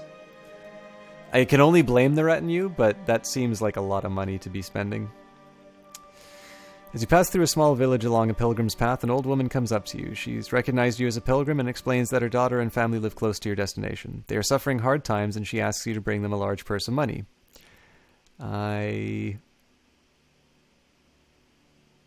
could lie and keep the money to myself. I mean, for 10 gold, that's not worth it. But I'll say, of course, I'd help you. I mean, it'd be nice to secretly add some money, but in this case, they just get help because I do actually need that. All right, finally we're back in... Well, theoretically back in green, except for the fact that my expenses still outweigh my income. During the last couple of days, you've made company on the road with a holy knight and on his way to the same destination. You have a lively and interesting conversation, and you find that you have many things in common. How unexpected to make a new friend so far from home. It's probably a member of the Teutonic Order. Nope, Knights Hospitalier. Jerusalem. You have finally arrived at Jerusalem. Passing by the Mount of Olives, you enter through the city gate and are immediately overcome by a feeling of having made a truly epic journey. The city is filled with people of all creeds and colors, the air heavy with smells of strange spices and foreign plants. You make your way through the throng of people and animals, excited by the knowledge that you are now close to the Via Dolorosa and other holy places. You plan also to the Church of the Nativity in Bethlehem, but first you need to find some place to stay. After all, you wouldn't want to be forced to sleep in a stable, would you? Oh, Jerusalem, Jerusalem. Traveling all this way to see the holy places, you had hoped for more than this. It's just lots of people, some churches, and a few bones that really look quite suspicious. Before coming, you had read the exalted stories of other pilgrims, but this isn't like they described it. That's it? Gain the trait cynical. That's fine. I mean, this is a guy who declares war on holy orders so he can own Spain. You finally returned from your pilgrimage. It didn't turn out quite as expected, and perhaps you shouldn't have gone there in the first place. But there's no changing it now, and at least you're home again, and you can start forgetting about it. I won't tell my family what really happened out there. Lose 10 piety, but I do gain the pilgrim trait, which means I gain it over my lifetime. I do try with these rules. Now, I made a mistake in declaring a war before leaving on this pilgrimage. But basically my usual strategy is to try and do a pilgrimage as early as possible in the life of a ruler. And basically it's the reason for that is I like to get the ticking piety as much as I can.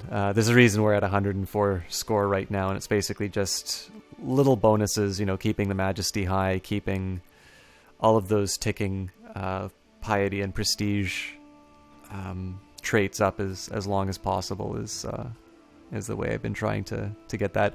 It maybe doesn't matter so much over the life of one individual ruler, but certainly, I mean, this is a game that has a time span of centuries, so something that accumulates monthly is actually a fairly big deal. Not so good as far as clergy, but them's the breaks. Still losing money, though. I mean, if it gets really desperate, I think I'll take my retinue and put it to reinforce at half speed, but I really'd rather not do that. So my current marshal has 13. What does he have? 8? Oh, my current marshal. Wow. Yeah, that guy is out on his ass. Speaking of military, I do actually need to be training troops.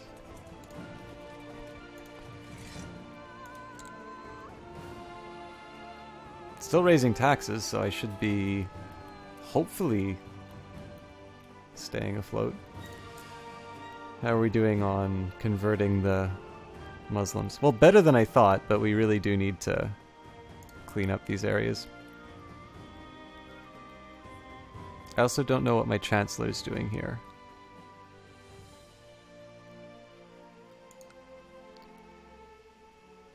Oh, this was so I could get my laws.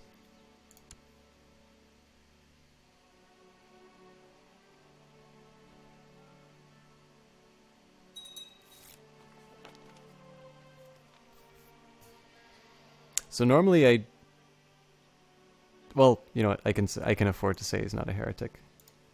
I do try to weigh the different opinions, but if the guy has 100 opinion of me, I think I can risk it. It's claim Leon, but I have Leon. Oh. 2 different Leons.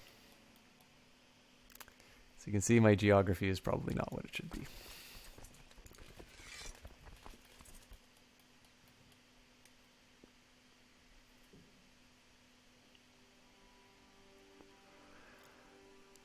So the deficit is smaller, but still exists.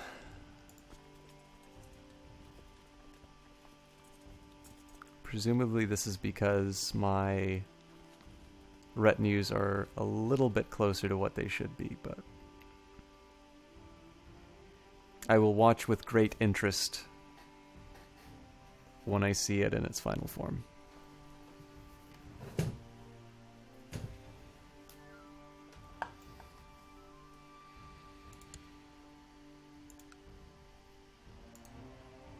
And could somebody please help me kill my wife?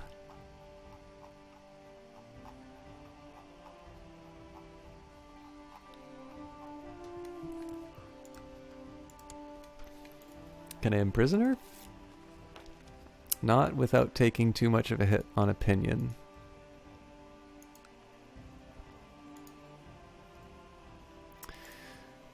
Threaten the vassal. We're at least making we're making better progress on disbanding the factions than I thought we would. So I think once we deal with Galloway, it's I mean, I want to get rid of all of the factions, but that's really the last sort of credible threat. I've really lost a lot of talent as far as my advisors are concerned, though.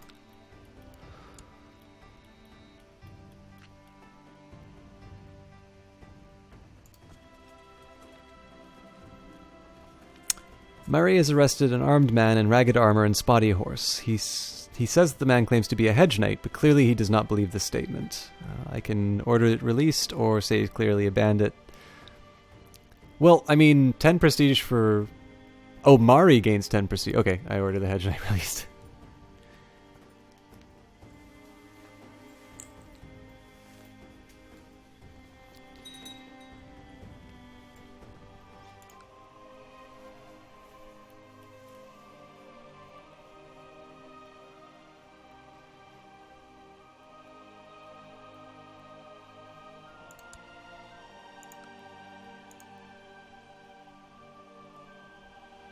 Yeah, so factions are looking fairly good. I should probably deal with some more of these plots. Oh, let's ransom a prisoner.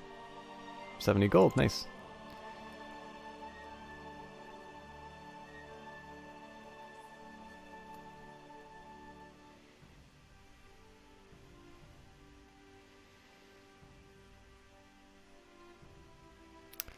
The load time is real. Alright, I'm gonna catalog these plots. So, likes me, it's done. Well, he hates me, so I don't have any problems letting that one go by.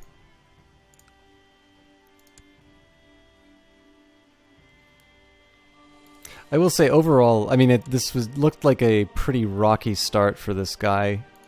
I think probably there were better ways of handling what I was given, but I'm not too upset with the way this has turned out. I really want York to have an accident, but I've got my mind occupied with other things. I'm wondering if it's the fact there's no backer that this isn't actually resulting in any kind of action. It just, unfortunately, everyone really seems to like my old childless wife.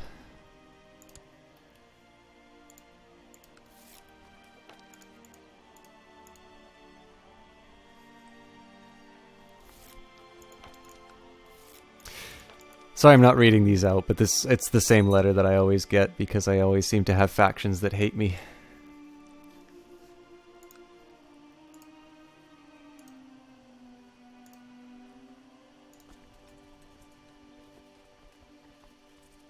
Hooray! We're back in the black.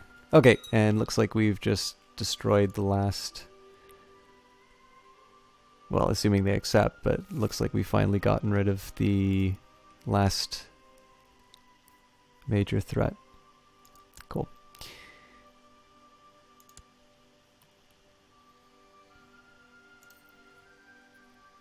Distinguished gentlemen, how's it going?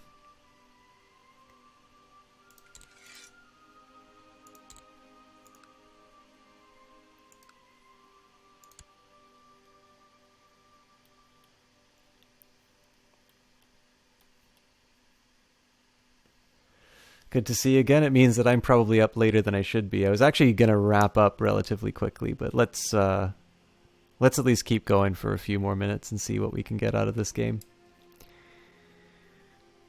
It's really good to have you back, though. I should actually maybe let you know, as far as the stream is concerned, I've changed the format a little bit. So my Fridays are going to be Crusader Kings 2 nights. And the main reason for that, I've got a couple of reasons behind why I do that. I've noticed that it's probably the most polarizing game that I play on this stream.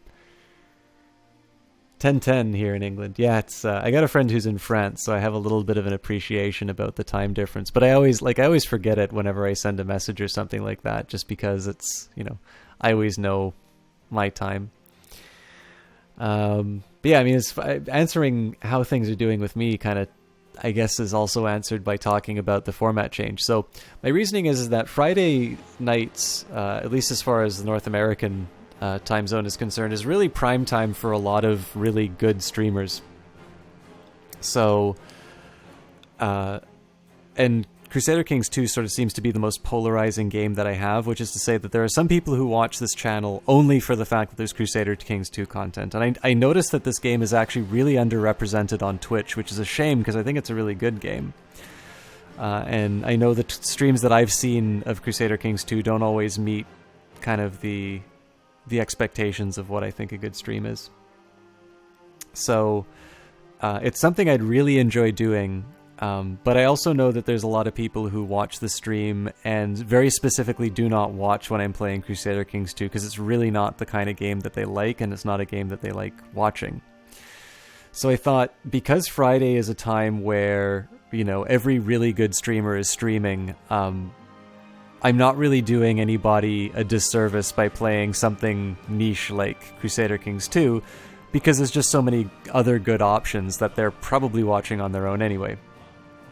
And then Mondays, are the time for me, because I don't want this to just be a Crusader Kings 2 only stream. Mondays are going to be the time when I play, whatever I'm interested in. I obviously want to go back to Civilization, Beyond Earth. I know it's not a popular game, but I think Beyond Earth would be fun to play on stream. Currently going through Shadowrun